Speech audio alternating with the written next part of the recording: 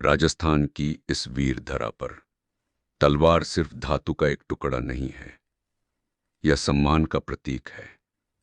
योद्धा को उसके शस्त्र से जोड़े रखा है।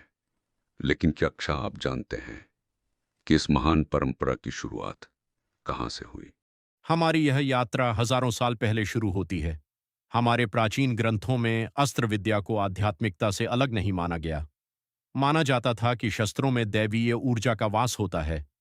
माँ दुर्गा के बारे में सोचिए, उनके प्रत्येक शस्त्र में एक विशिष्ट ब्रह्मांडीय शक्ति निहित है। प्राचीन काल में यह पूजा केवल औजारों की नहीं, बल्कि उस धर्म और न्याय की पूजा थी जिसकी रक्षा के लिए उन शस्त्रों को उठाया जाता था। जैसे जैसे समय बीता और महान राजपूत कुलों का उदय हुआ, शस्त्र पूजा मंदिरों से निकलकर एक योद्धा के जीवन का अभिन्न हिस्सा बन गई। मध्यकाल में यह अनुष्ठान क्षत्रिय धर्म का आधार स्तंभ बना। किसी भी युद्ध अभियान पर जाने से पहले योद्धा अपनी तलवार का आशीर्वाद लेते थे। यह केवल विजय के लिए की गई प्रार्थना नहीं, बल्कि एक प्रतिज्ञा थी। तलवार पर तिलक लगाकर योद्धा खुद को याद दिलाता था कि उसका जीवन उस मातृभूमि की अमानत है जिसकी वह रक्षा कर रहा है।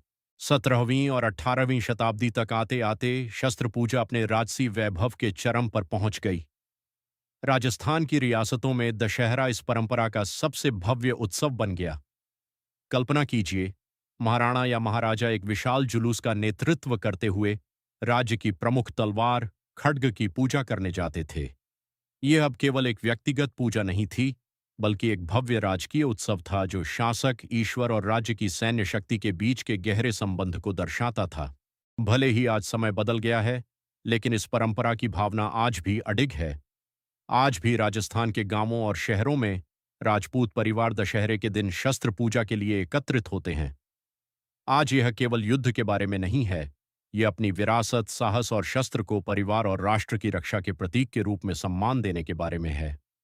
प्राचीन वैदिक अग्नि से लेकर आज के आधुनिक घर के मंदिर तक, यह लौ आज भी उतनी ही प्रज्वलित है।